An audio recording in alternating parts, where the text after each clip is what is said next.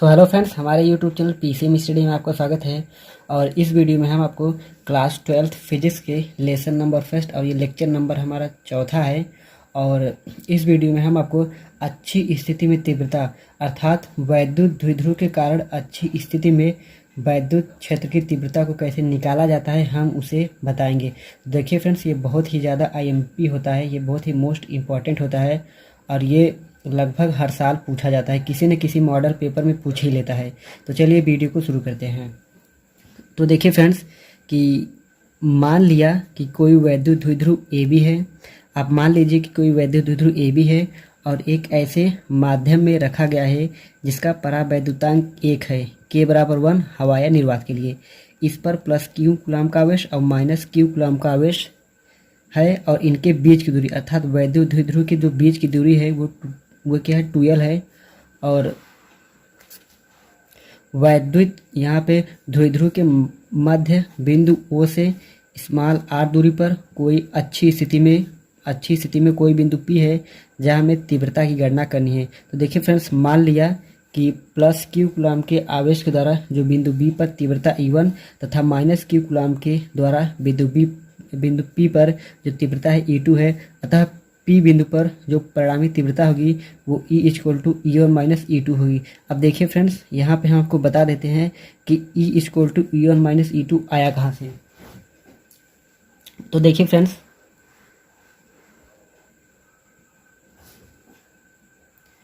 तो यहाँ पे देखिए कि मान लिया कि वैद्युत द्विध्रुव ए बी है। तो ये मान लीजिए कि ए है और ये बी है, ये कोई वैद्युत द्विध्रुव है।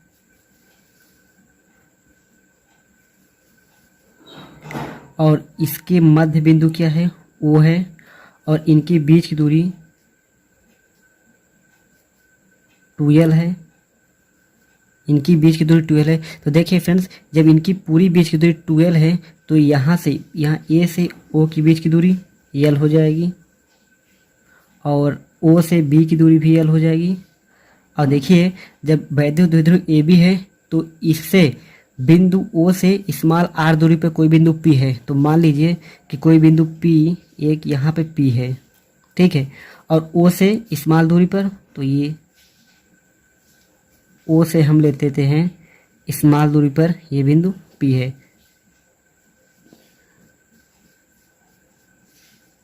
तो देखिए फ्रेंड्स, यहाँ पर प्लस क्यू कूलम का आवेश और बिंदु ए पर माइनस क्यू कूलम का आवेश।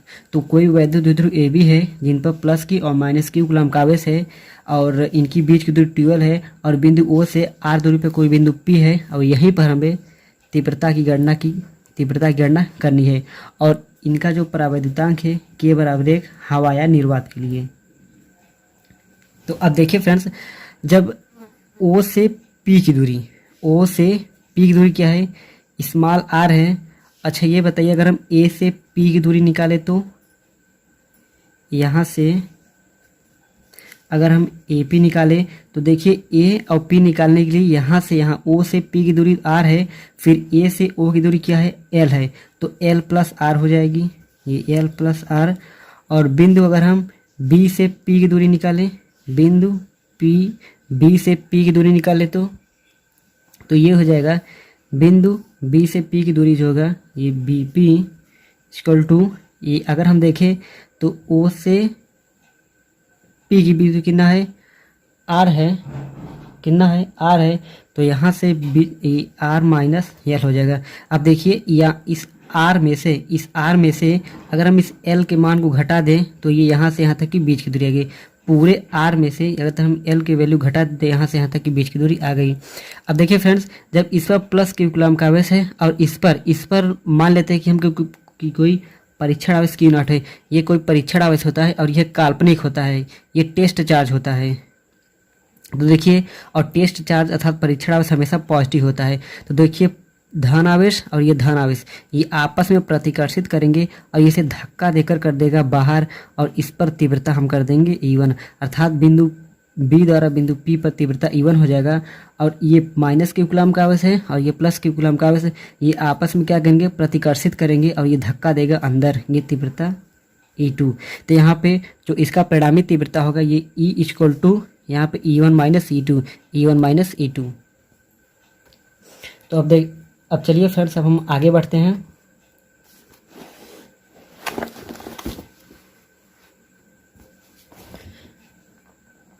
तो यहाँ पे हम दोस्तों जानते हैं कि किसी बिंदु आवेश के कारण किसी बिंदु पर तीव्रता का जो सूत्र होता है वो E=1/4πε0 ये Q/r²। ये किसी बिंदु आवेश के कारण किसी बिंदु पर तीव्रता का सूत्र होता है। तो इसी प्रकार हम प्लस क्यू कूलाम के आवेश द्वारा, अतः प्लस क्यू कूलाम के आवेश द्वारा बिंदु P पर तीव्रता होगी। अतः प्लस क्यू कूलाम के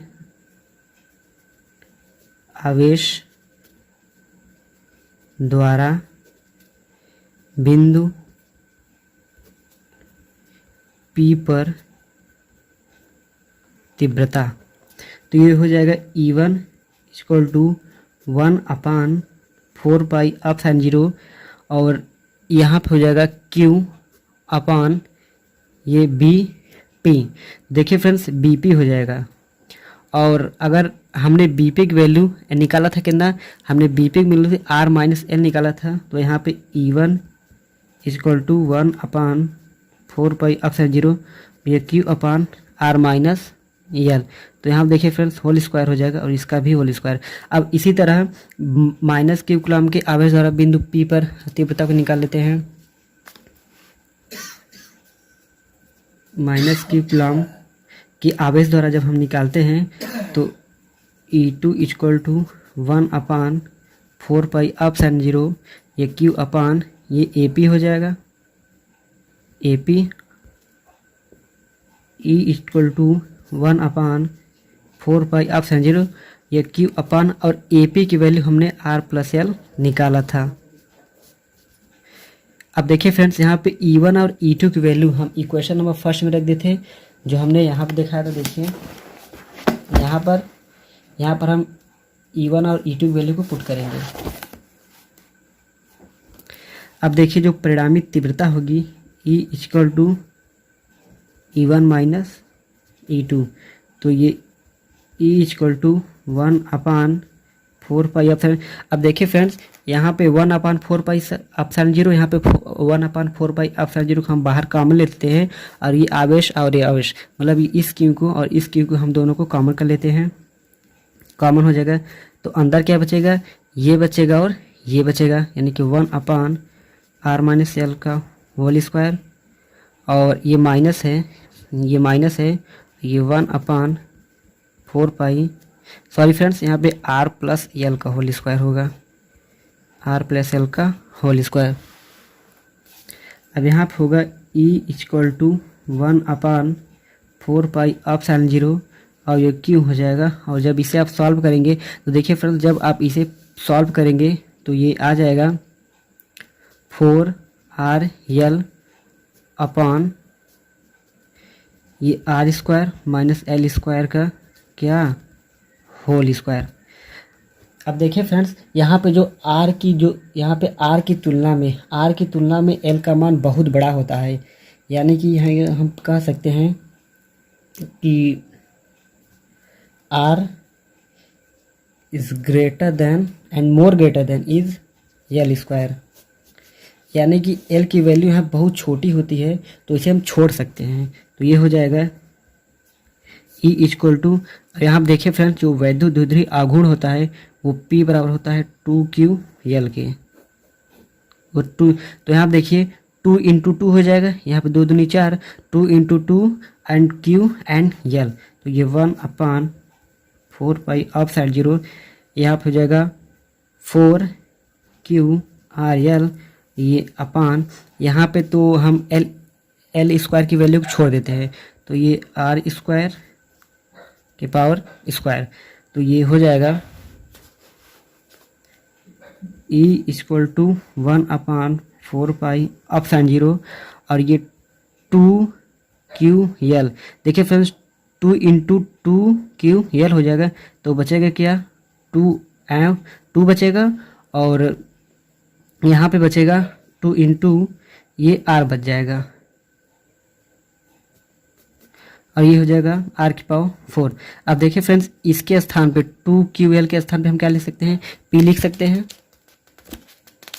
तो यहाँ पे देखिए 1/4 अप साइन 0, यहाँ पे P इंटू 2 इंटू R अपान R⁴। तो ये एक R से एक R कैंसिल हो जाएगा,